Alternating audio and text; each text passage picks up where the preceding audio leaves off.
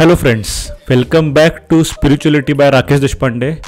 आजच्या व्हिडिओमध्ये आपण आपल्या एका व्ह्युअरची कमेंट घेणार आहोत. ती कमेंट अशी आहे की बिंग स्पिरिच्युअल नावाचे एक जण आहेत. त्यांनी विचारले की आध्यात्मिकतेची गरज का आहे, यावर व्हिडिओ बनवा. ठीक आहे, आज आध्यात्मिकतेची गरज का आहे या विषयावर व्हिडिओ बनवणार आहोत आपण, किंवा या प्रश्नाचं उत्तर आपण या व्हिडिओच्या माध्यमातून देण्याचा प्रयत्न करणार आहोत. पण आता यावेळेस या प्रश्नाला उत्तर देण्यासाठी आपण एका वेगळ्या पॉईंट ऑफ व्ह्यूने या विषयाकडे पाहायचा प्रयत्न करणार आहोत. ठीक आहे, आता त्यांनी विचारले की आजच्या काळामध्ये आध्यात्मिकतेची गरज आहे का, किंवा आध्यात्मिकतेची गरज का आहे. ठीक आहे, किंवा काळ कुठलाही असो, आध्यात्मिकतेचं महत्त्व काय कुठल्याही काळामध्ये. तर मागच्या 2 व्हिडिओमध्ये आपण आत्मसाक्षात्काराबद्दल चर्चा केली होती, आणि त्यामध्ये मी एका व्हिडिओमध्ये असं सांगितलं होतं की आत्मसाक्षात्कार हा अध्यात्माचा मूळ उद्देश आहे, आणि आत्मसाक्षात्कारापर्यंत जाण्यासाठी वेगळ्या वेगळ्या स्टेप्स येतात. ठीक आहे, सो सगळ्यात पहिली स्टेप म्हणजे मन शांत होतं. मन शांत झाल्यानंतर मग मॅनिफेस्टेशन स्ट्रॉंग झाल्यामुळे भौतिक फायदे मिळायला सुरुवात होते, आणि त्यानंतर मग सगळ्यात शेवटी एनलायटनमेंटच्या अवस्थेपर्यंत जाऊन माणूस पोहोचत असतो. आता इथे जसं मी म्हणालो की सगळ्यात पहिली स्टेप ही मन शांत होणं ही आहे. ओके, मन शांत होण्याचा अर्थ काय, तर मागच्या एका व्हिडिओमध्ये मी सांगितलं होतं की जेव्हा मन नष्ट होतं तेव्हा आत्मसाक्षात्काराचा अनुभव येतो. ठीक आहे, माणसाच्या अंतरंगामध्ये एक सूक्ष्म घटक वसलेला आहे, आणि या सूक्ष्म घटकावर सायकोलॉजिकल पॅटर्नचा लेअर चढलेला असल्यामुळे आपल्याला आपलं खरं स्वरूप जाणवत नाही आहे, आपल्याला आपलं खरं स्वरूप ओळखता येत नाही आहे. ओके, आता हा सायकोलॉजिकल पॅटर्नचा लेअर काढणं, किंवा काही ठिकाणी असं म्हणले की जेव्हा मन नष्ट होतं तेव्हा आपल्याला आपल्या खऱ्या स्वरूपाची जाणीव होते. मन नष्ट होणं म्हणजे काय, तर यालाच काही जण मन शांत होणं असं देखील म्हणतात. मन हे केळ्याच्या घड्यासारखं आहे, बरोबर. केळाचा घड जो असतो तर त्यामध्ये अनेक केळी एकत्र येऊन केळाचा घड निर्माण होत असतो. त्याचबरोबर अनेक विचार जेव्हा एकत्र येतात तेव्हा मन तयार होत असतं. जसं केळाचा घड याला स्वतःचं अस्तित्व काहीच नाही आहे, त्यानुसारच मनाला देखील स्वतःचं अस्तित्व काहीच नाही आहे. जेव्हा अनेक विचार एकत्र येतात तेव्हा एक मन तयार होतं, बरोबर. सो मन नष्ट झाल्यानंतर आत्मसाक्षात्काराची अनुभूती येते. हे मन नष्ट कसं करायचं, तर जसं केळ्याच्या घड्यामधून एक एक केळं बाहेर काढत नेल्यानंतर एक वेळ अशी येते की केळ्याचा घड राहतच नाही. जेव्हा सगळी केळी संपतात तेव्हा केळ्याचा घड राहतच नाही. तसंच इथे देखील जेव्हा मनातले विचार कमी व्हायला सुरुवात होते तेव्हा मन शांत होतं, आणि जेव्हा पूर्णपणे मन विचाररहित होतं तेव्हा मन राहतच नाही. ओके, सो अध्यात्माच्या दृष्टीने विचार केला किंवा आत्मसाक्षात्कार, एनलायटनमेंट या दृष्टीने जर का विचार केला तर लक्षामध्ये येईल की त्याची सगळ्यात पहिली पायरी ते म्हणजे शांतता आहे. शांतता म्हणजे कुठली, तर आवाजाची शांतता नाही, मानसिक शांतता. शांतता 2 आहेत, आवाजाची शांतता एक आहे आणि मानसिक शांतता एक आहे. इंग्लिशमध्ये त्याला 2 वेगळे शब्द वापरण्यात येतात. आवाजाच्या शांततेला सायलेन्स म्हणतात, तर मानसिक शांततेला म्हणतात पीस.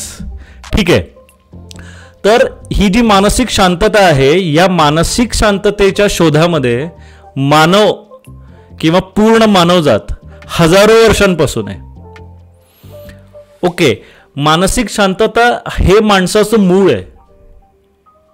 येते लक्षात, जोपर्यंत माणूस मानसिक शांतता अचीव करू शकत नाही तोपर्यंत आत्मसाक्षात्कार किंवा एनलायटनमेंट सुद्धा तो अचीव करू शकत नाही. ठीक आहे, माणसाला स्वभावतःच मानसिक शांतता हवी आहे. माणूस स्वभावतःच शांत होऊ इच्छितो, आणि हे शांत होण्यासाठी तो गेले जवळजवळ हजारो वर्ष ट्राय करतोय. ठीक आहे, किंवा माणसाचं मूळ स्वरूपच आध्यात्मिक आहे, आणि त्यामुळे मूळ आध्यात्मिक स्वरूपामुळे मानव जातच पूर्ण हजारो वर्ष शांततेच्या शोधामध्ये आहे. ठीक आहे, मग तो ट्राय करतोय म्हणजे काय करतोय, तो आपल्या मनात असलेले अनेक व्याप कमी करत चाललाय. माणसाच्या मनामध्ये जेवढे व्याप असतील तेवढ्या त्याच्या मनामध्ये विचार जास्त असणार आहेत, आणि त्यामुळे तेवढं त्याला मानसिक अशांतता मिळणार आहे, तेवढी त्याला मानसिक अशांतता फेस करावी लागणार आहे. उदाहरणार्थात आज आपण अर्निंगच्या बाबतीमध्ये जेव्हा विचार करतो तेव्हा समाजातल्या 90% लोकांचा ओढा हा नोकरी करण्याकडे असतो, धंदा करण्याकडे नाही, बरोबर. कारण नोकरीमध्ये फिक्स इन्कम असतं, किंवा नोकरीमध्ये पूर्ण ज्या कुठल्या कंपनीमध्ये आपण नोकरीला असू तर त्या कंपनी चालवण्याची जबाबदारी आपल्यावर नसते, त्या कंपनीच्या फाउंडरने ती जबाबदारी पूर्णपणे उचललेली असते. आपल्याकडे फक्त काय असतं तर आपण जायचं, सकाळी 9 ते संध्याकाळी 6 नोकरी करायची, घरी यायचं, महिन्याच्या शेवटी हातामध्ये सॅलरी घ्यायची. ठीक आहे, याला अपवाद आहेत. ठीक आहे, नोकरीचे सुद्धा स्वतःचे काही वेगळे चॅलेंजेस आहेत, नाही असं नाही, नोकरीच्या ठिकाणी सुद्धा काही नको नको ते डोक्याला व्याप असतात, बरोबर.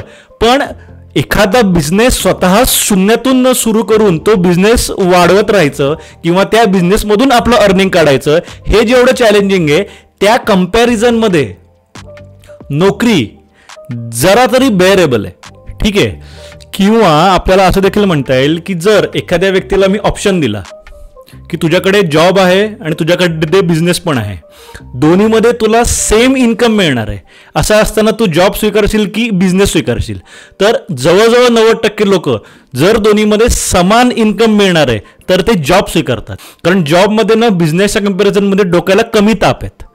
ठीक आहे, जर मला मानसिक शांतता सुद्धा मिळतीये किंवा जरा कमी मन अशांत होत आहे पण माझं इन्कम मात्र तेवढंच असणार आहे, तर मी उगाच बिझनेस करायला का जावं, का उगाच सगळ्या जबाबदाऱ्या मी स्वतःवर घेऊ, त्यापेक्षा जॉब करतो आणि मोकळा होतो. राईट. आणि म्हणून मानवाचा स्वभावच आहे की जिथे मानसिक शांतता आहे त्या दिशेला तो जात असतो, बरोबर. जे व्याप ओढवून घेतले असता मनातली शांतता निघून जाईल ते व्याप तो बाजूला करत असतो. किंवा ऑलरेडी आपल्या आयुष्यामध्ये जर असे काही व्याप असतील की ज्याच्यामुळे मनातली शांतता हरवतीये तर ते व्याप बाजूला करायला तो सहज रेडी असतो. आणि ही प्रोसेस गेली हजारो वर्ष चालू आहे. म्हणजे असं नाही की कोणीतरी आलं आणि त्याने सगळ्या माणसांना अध्यात्माचं महत्त्व सांगितलं, अध्यात्माची शिकवण दिली आणि मग तेव्हापासून माणसाने ठरवलं की नाही आजपासून आपण शांत व्हायचं बरं का. नाही, शांतता, मानसिक शांतता ही माणसामध्ये उपजत आहे. ज्या दिवशीपासून या भूतलावर माणूस अवतरला त्या दिवशीपासून तो शांततेच्याच शोधामध्ये आहे. आणि हे त्याने जे काही केलंय त्यावरून आपल्या लक्षामध्ये येईल की हो त्याला शांतता हवी आहे. ओके, कारण त्याला हे माहिती आहे की मग मे बी हे सबकॉन्शियसली माहिती असेल पण त्याला कुठेतरी हे माहिती आहे की आपल्याला भौतिक सुख हवे असो किंवा आध्यात्मिक ध्येय अचीव करायचं असो, सगळ्यात पहिली स्टेप त्याची मन शांत करणं हीच आहे. मग मन तेव्हा शांत होणार आहे जेव्हा तुम्ही तुमच्या मनामध्ये असलेले अनेक व्याप कमी कमी करत जाल. आणि जेव्हा आपण अनेक व्याप कमी कमी करत जातो, आयुष्यातले अनेक विषय संपवत जातो, आपण जेव्हा विषय सोडून देतो तेव्हा आपलं मन शांत होत असतं. ओके, तर अशा कुठल्या गोष्टी आहेत ज्यावरून हे आपल्याला ओळखता येतं की गेली हजारो वर्षे माणूस हा शांततेच्या शोधामध्ये आहे. तर अगदी सुरुवातीपासून म्हणजे अश्मयुगीन कालापासून जरी स्टार्ट केलं तरी तिथे सुद्धा आपल्याला या गोष्टीची उदाहरणं सापडतात. काय ती उदाहरणं, तर सगळ्यात पहिल्यांदा म्हणजे अश्मयुगीन काळामध्ये सगळ्यात सुरुवातीला मनुष्य प्राणी हा भटकंती करत होता, बरोबर. ती भटकंती थांबवून त्याने वसाहत करण्याचा निर्णय घेतला. का?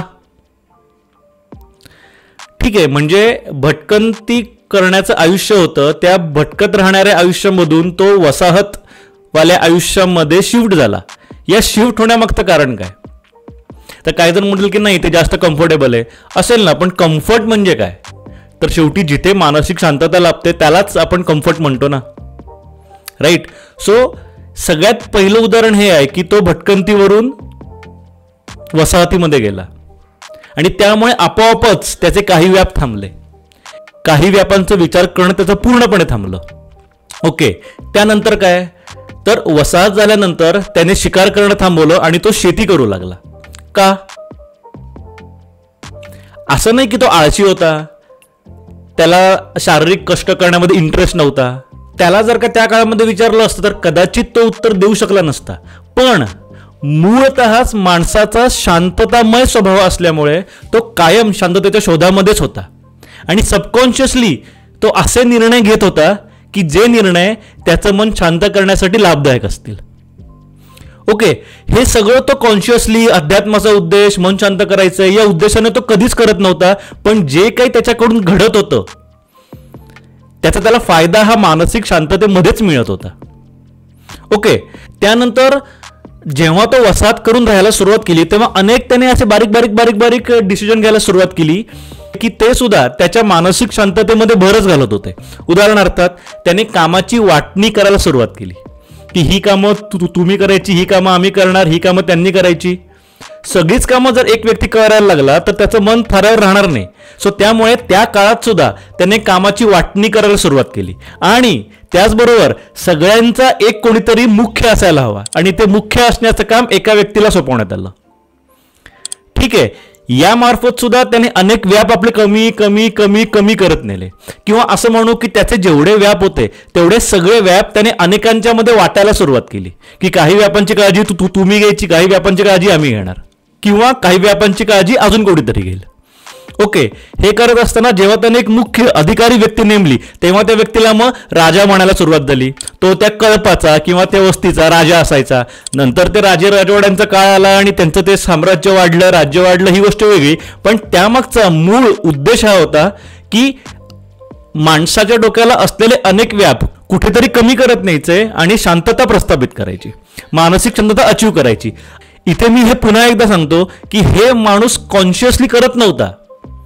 ठीक आहे, हे माणूस सबकॉन्शियसलीच करत होता. सबकॉन्शियसलीच तो असे डिसिजन घेत होता की ज्या डिसिजनमुळे त्याला शांतता मिळेल. किंवा असं म्हणू की दोन गोष्टी समोर आल्यानंतर, दोन ऑप्शन समोर आल्यानंतर त्यापैकी कुठला ऑप्शन निवडायचा, तर सबकॉन्शियसलीच माणूस असे ऑप्शन्स चूज करत होता ज्या ऑप्शनच्यामुळे त्याला मानसिक शांतता मिळेल, मानसिक स्थैर्य मिळेल. ठीक आहे, त्याचबरोबर मानवाने अन्न देखील स्टोअर करून ठेवायला सुरुवात केली. आज मिळालंय, उद्याचं काय, सो उद्याच्या विवंचनेमधून बाहेर पडण्यासाठी, उद्याची चिंता सतावू नये म्हणून मानवाने अन्न स्टोअर करून ठेवायला सुरुवात केली. इथे सुद्धा आपल्याला हे समजू शकतं की या मागे सुद्धा त्याचा मानसिक शांतता हाच उद्देश होता. आता याच्यानंतर राजे राजवाड्यांचा काळ आला. राजे राजवाड्यांच्या काळामध्ये समाज व्यवस्था अशी होती की कुठलाही राजा कधीही उठून एका वेगळ्या राजावर हल्ला करू शकत होता, त्याचं राज्य काबीज करू शकत होता. ठीक आहे, त्यावेळेला कुठले तसे दोन देशांमध्ये झालेले कायदे किंवा करार वगैरे नव्हते की ज्यामुळे युद्धबंदीचा करार झालेला आहे त्यामुळे एक देश दुसऱ्या कुठल्या देशावर हल्ला करू शकत नाही, अशी त्यावेळेला समाज व्यवस्था नसल्यामुळे कुठलाही राजा कधीही कुठल्या राजावर उठून हल्ला करू शकत होता. हा काळ हजारो वर्ष होता. हजारो वर्ष माणसाने अशा व्यवस्थेमध्ये दिवस घालवले आणि त्यानंतर तो काळ ओलांडून माणूस आजच्या काळामध्ये येऊन पोचलेला आहे. आणि जर आजच्या काळाचा विचार केला तर आपण पाहिलेलं आहे की आज सहज कुठलाही एक देश उठला आणि कुठल्या तरी वेगळ्या देशावर त्याने आक्रमण केलं असं नाही करतायत. आज आपल्या समाजाची व्यवस्था अशी तयार करण्यात आलेली आहे की एक देश सहज उठून कुठल्या तरी वेगळ्या देशावर हल्ला करतोय असं नाही होत आहे. आपण जर एखाद्याला विचारायला गेलो की का हो तुम्ही हा डिसिजन घेण्यामागे मानसिक शांतता हा त्याच्या मागचा विचार होता का, तर मे बी ते हो म्हणतील असं नाही. मे बी ते म्हणतील की नाही, अध्यात्म किंवा मानसिक शांतता वगैरे याचा कधी आम्ही नव्हता विचार केलेला. पण जे काही मी आत्ता सांगतोय ते एका माणसाने किंवा एका माणसाच्या ग्रुपने केलेलं आहे असं नाही आहे, तर पूर्ण मानवजात किंवा हे आपण असं म्हणू की हे नैसर्गिक आहे. ठीक आहे, नैसर्गिकरित्याच किंवा निसर्गतःच माणूस हा आध्यात्मिक आहे.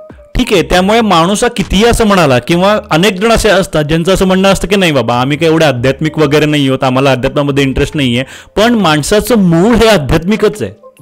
ठीक आहे, किंवा पूर्ण मानवजातीचा प्रवाह हा अध्यात्माच्या दिशेनेच चालू आहे असं म्हणलं तरी अतिशयोक्ती होणार नाही. हे माणसाने मान्य करो अथवा न करो, पण जे काही चालू आहे ते अध्यात्माच्या बेसवरच चालू आहे. ठीक आहे, त्यानंतर माणसाने अजून अनेक असे डिसिजन घेतले, माणसाने अजून अनेक अशा व्यवस्था निर्माण केल्या की ज्या माणसाला मानसिक शांतता मिळवून देत होत्या. आता हुकुमशाहीच्या बाबतीमध्ये असं सांगितलं जातं की जेव्हा हुकुमशाही होते तेव्हा ते असे काही डिसिजन घ्यायचे जे जनतेच्या मनाविरुद्ध होते. बऱ्याच वेळेला ते जनतेवर काही कर वगैरे आकारायचे, जे कर भरणं जनतेसाठी अवघड जायचं आणि मग माणूस हुकुमशाहीवरून लोकशाहीवर शिफ्ट झाला. लोकशाही म्हणजे काय, तर आमचा राजा आम्ही निवडणार, जो आमच्यातलाच एक असेल. याच्यामुळे सुद्धा मानवजातीमध्ये किंवा समाजामध्ये शांतता प्रस्थापित होण्यासाठी मदत झाली, बरोबर. आणि त्याबरोबरच कायदा आणि सुव्यवस्था देखील स्ट्रॉंग करण्यात आला. म्हणजे मला असं वाटतं की आजच्या काळामध्ये कायदा सुव्यवस्था जेवढी स्ट्रॉंग आहे तेवढी स्ट्रॉंग आधी कुठल्याच काळात नव्हती. ओके, आणि याचा फायदा हा झाला की आजच्या काळामधला माणूस शांततेने जगू शकतोय, जो एकेकाळी त्या बाबतीमध्ये त्याला तेवढी शांतता होती का. मानसिक शांततेसाठी, मानसिक स्वास्थ्यासाठी या ज्या काही सोयी माणसाने केलेल्या आहेत त्या सगळ्या सोयींचा माणसाला त्याचं मन शांत ठेवण्यासाठी फायदा होतोय. ठीक आहे, आता जसं आपण पाहिलं की आत्तापर्यंत माणूस हा सामाजिकरित्या शांतता प्रस्थापित करण्यासाठी काही काही सोयी करत होता, ज्याचा फायदा मासमध्ये होत होता. ओके, पण त्याबरोबरच तो असे देखील काही डिसिजन घेत होता जे इंडिव्हिज्युअल व्यक्तीला स्वतःला शांत करण्यासाठी देखील उपयोगी ठरतील. म्हणजे काय तर मानवाने स्वतःच्या शांततेसाठी निर्माण केलेले सगळ्यात मोठी गोष्ट म्हणजे मॉरल्स, नीतीने वागणं किंवा नैतिकता. ही गोष्ट अध्यात्मामध्ये खूप फॉलो केली जाते. असं म्हणलं जातं की जसं कुठल्याही धर्माचा पाया हा अध्यात्म असतो, तसंच कुठल्याही संस्कृतीचा पाया देखील अध्यात्म असतो. आणि या अध्यात्माच्या जोरावरच मॉरल्स क्रिएट केले जातात आणि हे मॉरल्सच आज आपण सगळेजण फॉलो करतोय. अध्यात्मामध्ये असं सांगितलं जातं की जी व्यक्ती मॉरल्स फॉलो करत नाही त्या व्यक्तीचं मन कधीही शांत होत नाही. ठीक आहे, आणि त्यामुळे मानसिक शांततेसाठी तुम्हाला मॉरल्स फॉलो करणं खूप गरजेचं आहे. आता यामागे काय कारण आहे, मॉरल्स फॉलो केले नाही तर मन अशांत का होतं, हे सगळं आपण तेव्हा पाहणार आहोत जेव्हा आपण स्पिरिच्युअल प्रॅक्टिसेस, मेडिटेशन यावरचा व्हिडिओ आणणार आहोत. मेडिटेशनच्या कोर्समध्ये आम्ही या गोष्टी सांगतो की जर का तुम्हाला मन शांत करायचं असेल, मेडिटेशनमध्ये मनात विचार येता कामा नाहीत ही इच्छा असेल, तर तुम्ही मॉरली वागणं गरजेचं आहे. आणि हे फक्त आम्ही नाही तर हे अनेक जण अनेक ठिकाणी सांगतात. म्हणजे योगाचा अभ्यास करणाऱ्या लोकांना हे माहिती असेल की योगाची निर्मिती जेव्हा करण्यात आली तेव्हा 8 स्टेप्स आहेत ज्याला अष्टांग योग असं म्हणलं जातं. त्या अष्टांग योगमध्ये सुरुवातीला ते यम नियम आहे, तर त्यामध्ये जे यम नियम आहेत ते हेच आहेत की तुम्ही मॉरली वागताय की नाही, तुम्ही खोटं बोलताय का, तुम्ही चोरी करताय का, तुम्ही नैतिकतेने वागताय का, तुम्ही तुमचं चारित्र्य कसं आहे, या अनेक गोष्टी आहेत. या अनेक गोष्टी फॉलो करायला सांगितल्या जातात, तेव्हा आपल्याला मानसिक शांतता मिळत असते. आणि जसं मागच्या एका व्हिडिओमध्ये मी सांगितलेलं आहे की योगा हा व्यायाम नाही आहे, हा आध्यात्मिक मार्ग आहे. अनेक जण त्याचा व्यायाम म्हणून वापर करतात, ही गोष्ट वेगळी. याबद्दल सविस्तर मी त्या व्हिडिओमध्ये सांगितलेलं आहे, सो हवा असेल तर जाऊन तो व्हिडिओ पहा. आणि मग ही सर्व मॉरल्सच एकमेकांना शिकवण्याच्या उद्देशाने माणसाने शिक्षण व्यवस्थेला देखील सुरुवात केली. माणसाचं शिक्षण माणसाला मॉरल्स शिकवत असतात असं म्हणलं तर अतिशयोक्ती होणार नाही. या सगळ्यावरून असं लक्षामध्ये येतंय की मानव किंवा समाज हा मूळतःच आध्यात्मिक आहे. त्याला फक्त हे माहीत नाही आहे. तो जे काही डिसिजन्स घेतोय, तो जे काही निर्णय घेतोय, ते सगळे निर्णय त्याला आध्यात्मिक ध्येयाच्या दिशेनेच घेऊन चाललेले आहेत. निसर्गतःच या समाजामध्ये अध्यात्म पाळलं जात आहे आणि हे याच्या नंतर देखील असंच चालू राहणार आहे. ठीक आहे, म्हणजे जोपर्यंत संपूर्ण मानवजात त्यांचं आध्यात्मिक ध्येय साध्य करत नाही तोपर्यंत मानव स्वतः सबकॉन्शियसली किंवा त्याच्याही नकळत असे डिसिजन घेत राहणारे जे माणसाला शांतता मिळवून देणार आहेत. कारण जसं मी सुरुवातीला सांगितलं की आध्यात्मिक ध्येयाच्या सगळ्यात सुरुवातीची स्टेप आहे ते म्हणजे मानसिक शांतता मिळवणे, मन शांत करणे. आता हे सगळं कसं काय घडतंय, म्हणजे आपल्या सगळ्यांमध्ये एवढे मतभेद असून देखील काही बाबतीमध्ये मात्र आपल्या सगळ्यांचं एकमत होतंय, असं कसं काय, म्हणजे आपल्या सगळ्यांना शांतता हवी आहे असं कसं काय. तर हे समजून घेण्यासाठी आपल्याला कलेक्टिव्ह कॉन्शियसनेस ही कन्सेप्ट सर्वप्रथम समजून घेणं गरजेचं आहे. कलेक्टिव्ह कॉन्शियसनेसचा अर्थ काय, तर जसं आपण म्हणतो की आपल्या आतमध्ये एक सूक्ष्म घटक वसलेला आहे, ते आपलं खरं स्वरूप आहे. या सूक्ष्म घटकाला काही जण आत्मा म्हणतात, काही जण चैतन्य म्हणतात, चेतना म्हणतात, इंग्लिशमध्ये कॉन्शियसनेस म्हणतात. इथे आपण आपल्या सोयीसाठी आत्मा हा शब्द वापरूयात. आता माझ्या आतमध्ये आत्मा आहे, तो आत्मा, आणि जर तुमच्या आतमध्ये किंवा माझ्या बरोबर असलेल्या एका व्यक्तीच्या आतमध्ये सुद्धा आत्मा आहे, तर इथे 2 आत्मे झाले का, नाही. आत्मा एकच आहे. 4 माणसं म्हणजे 4 आत्मे असं नाही. आत्मा एकच आहे, तोच सगळ्यांच्या आतमध्ये आहे, तोच सगळ्यांच्या अंतरंगामध्ये आहे. आणि पूर्ण मानवजातीच्या आतमध्ये असलेला कॉन्शियसनेस हा एकच आहे, म्हणून त्याला कलेक्टिव्ह कॉन्शियसनेस असं म्हणलं जातं. ही एक थिअरी आहे. ठीक आहे, आणि ह्या कलेक्टिव्ह कॉन्शियसनेस असल्यामुळे आपल्या सगळ्यांच्या अंतरंगामध्ये एकच चेतना वसत असल्यामुळे आपण सगळेजण एकाच ध्येयाच्या मागे चाललेले आहोत. आपल्या सगळ्यांचाही प्रवास एकाच उद्देशाच्या मागे चाललेला आहे. आपल्या सगळ्यांना मानसिक शांतता हवी आहे आणि त्या मानसिक शांततेच्या दिशेनेच आपण सर्वजण जात आहोत. त्यामागे हा कलेक्टिव्ह कॉन्शियसनेस कारणीभूत आहे. आपण असं म्हणतो की हजारो वर्ष झाली मनुष्य इव्हॉल्व्ह होतोय, इव्होल्युशन होतंय, पण हे इव्होल्युशन कुठल्या वेळी होतंय, कुठल्या दिशेने होतंय. ठीक आहे, म्हणजे मनुष्यामध्ये जे काही बदल निर्माण होत आहेत, मनुष्य इव्हॉल्व्ह होतोय ना, म्हणजे त्याच्यामध्ये काहीतरी चेंज होत चाललेलं आहे ना. माणसामध्ये झालेले बदल हे या समाजामध्ये प्रतिबिंबित होत आहेत. बरोबर. सो समाजामध्ये जे काही घडतंय त्यावरून आपल्या लक्षामध्ये येते की माणसामध्ये बदल कुठल्या वेळी होत चाललेत. सो या पूर्ण इव्होल्युशनच्या जर्नीमध्ये समाजामध्ये जे काही बदल घडलेले आपण नोटीस केले ते बदल पाहता त्या सगळ्यामध्ये एक कॉमन गोष्ट हेरता येते. ती कॉमन गोष्ट म्हणजे हे सगळे डिसिजन मानवाने शांत होण्यासाठी म्हणून घेतलेले आहेत. त्याच्याही नकळत घेतले असतील पण शांत होण्यासाठी घेतलेले आहेत. आणि इथे त्या कलेक्टिव्ह कॉन्शियसनेसचं कॉन्ट्रीब्युशन आहे. याला तो कलेक्टिव्ह कॉन्शियसनेस कारणीभूत आहे. ओके, आता हे सगळं चालू होतं, चालू आहे आणि कायम चालू राहणारच आहे. पण एक छोटासा अडथळा यामध्ये निर्माण व्हायला सुरुवात झाली जेव्हा विज्ञानाच्या युगाला सुरुवात झाली. विज्ञानाच्या युगामुळे माणसाला का हा प्रश्न विचारायची सवय लागली. का म्हणजे कुठलंही मॉरल्स सांगितल्यानंतर त्यामागचं का हा प्रश्न विचारतो आपण, जे चूक नाहीये. ठीक आहे, कुठलीही गोष्ट समजून घेतल्याशिवाय आचरणामध्ये आणण्याच्या मी सुद्धा विरोधामध्ये आहे. जोपर्यंत एखाद्या गोष्टीचा मागचं का, एखाद्या गोष्टीचा मागचं रिझन जोपर्यंत समजत नाही तोपर्यंत ती गोष्ट फॉलो करू नये असं मला स्वतःला देखील कुठेतरी वाटतं. पण त्यामुळे झालं असं की गेल्या काही वर्षांमध्ये म्हणजे जेव्हापासून विज्ञानाचं युग सुरू झालं तेव्हापासून माणूस मॉरल्स फॉलो करायच्या आधी देखील का हा प्रश्न विचारतो. ठीक आहे, जसजसं विज्ञानाचं युग वाढायला सुरुवात झाली तसतसं अध्यात्माचा अभ्यास कमी कमी व्हायला सुरुवात झाल्यामुळे आणि मॉरल्सच्या मागे अध्यात्म हे एकमेव कारण असल्यामुळे मॉरल्सच्या मागचं कारण का हा प्रश्न विचारणाऱ्यांना आपण सांगू शकत नाही आहोत. त्यामुळे याचा परिणाम असा होतोय की आत्ताची काहीशे वर्षे माणूस हा मॉरल्स पासून लांब जायला लागलेला आहे. याचं एक उदाहरण घेऊयात. विवाहबाह्य संबंध योग्य की अयोग्य हे विचारल्यावर तुम्ही म्हणाल की नाही अयोग्यच आहे. पण जर मी असं विचारलं की माझे जर का बाहेरच्या कुठल्या तरी परस्त्री बरोबर संबंध असतील आणि मी अत्यंत हुशारीने मी माझ्या बायकोपासून जर का लपून ठेवत असेल आणि शेवटपर्यंत मी ते व्यवस्थित पद्धतीने लपून ठेवायला मॅनेज करू शकलो व्यवस्थित, तर ते योग्य आहे की अयोग्य आहे.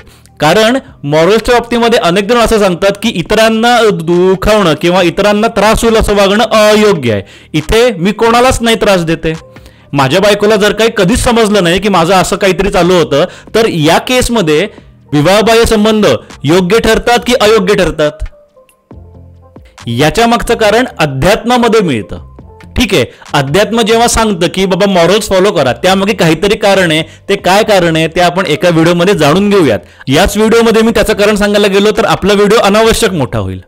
आत्ता फक्त इतकंच सांगता येईल की जी व्यक्ती मॉरल्स फॉलो करत नाही त्या व्यक्तीचं मन अशांत होतं आणि ज्या व्यक्तीचं मन अशांत असतं ती व्यक्ती आध्यात्मिक उद्देश साध्य करू शकत नाही. याचा एक परिणाम असा सुद्धा होतो की आध्यात्मिक उद्देश वगैरे फॉलो करणं लांबची गोष्ट, भौतिक सुख तरी आपल्याला हवंय ना, राईट. सो मॉरल्स फॉलो न केल्यामुळे जर मन अशांत झालं तर आपल्याला भौतिक सुख देखील मिळत नाही. माणूस भौतिक सुखापासून देखील लांबच राहतो आणि भौतिक सुख नाही मिळालं तर हाच माणूस आज दुःखी कष्टी होणार आहे. आणि ते होऊ द्यायचं नसेल तर त्यासाठी मानसिक शांतता हवी आणि त्यासाठी स्पिरिच्युअल प्रॅक्टिस वगैरे सगळे नाही करत पण कमीत कमी मॉरल्स तरी पाळू शकतो आपण. ओके, पण त्या मॉरल्सच्या मागे आध्यात्मिक रिझन आहे हे एक्सप्लेन करण्यासाठी, हे सांगण्यासाठी. आणि एक्सप्लेन म्हणजे नुसतं समोरच्याला निरुत्तर करायचं आहे का की समोरच्याला कन्व्हिन्स करायचं आहे, तर समोरच्याला कन्व्हिन्स करायचं आहे आणि त्यासाठी आध्यात्मिक साक्षरता हवी.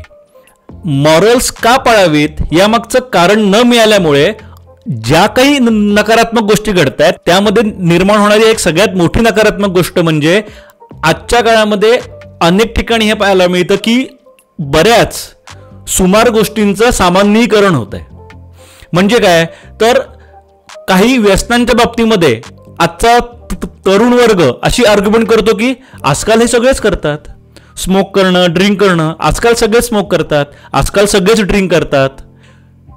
मला आत्ता यात नाही जायचं की हे योग्य आहे की अयोग्य आहे किंवा हे आर्ग्युमेंट बरोबर आहे की चुकीची आहे. पण जेव्हा आपण मॉरल्स फॉलो करत नाही तेव्हा या अशा गोष्टी जनरलाइज व्हायला सुरुवात होते आणि त्यामुळे आजच्या माणसाने मॉरल्स नाही पाळलीत तर काय होईल हे आपण आजूबाजूला ऑलरेडी पाहतोय. ऑलरेडी आपण हे पाहतोय की आजचा माणूस हा अनैतिक आहे, नैतिकतेने वागत नाहीये. त्याचे मॉरल्स पूर्णपणे वेगळे आहेत, किंवा मूवीजच्या माध्यमातून, इंटरनेटच्या माध्यमातून आपल्याला हे डिरेक्टली दिसतंय की आजचा माणूस काय विचार करतोय ते, राईट, जे योग्य नाही आहे. आणि हे होण्यामागचं मुख्य कारण हे आहे की मॉरल्स का पाळावेत, यामागचं कारण आपण त्यांना नाही सांगू शकत आहोत.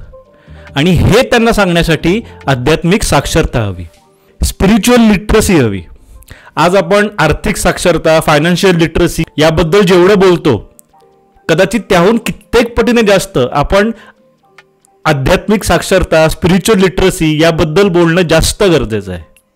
तेव्हा आपण उद्याच्या जनरेशनला ही उत्तरं देऊ शकतो की मॉरल्स का पाळावेत. कारण जर मॉरल्स पाळले नाहीत तर भौतिक सुख सुद्धा मिळणार नाही, आणि आपल्याला भौतिक सुख हवंय, बरोबर. आध्यात्मिक उद्देश साध्य करणं वगैरे लांबच्या गोष्टी, भौतिक सुख तरी हवंय ना आपल्याला. आणि त्यामुळे आजच्या काळामध्ये अध्यात्म गरजेचं आहे, आध्यात्मिक साक्षरता गरजेची आहे.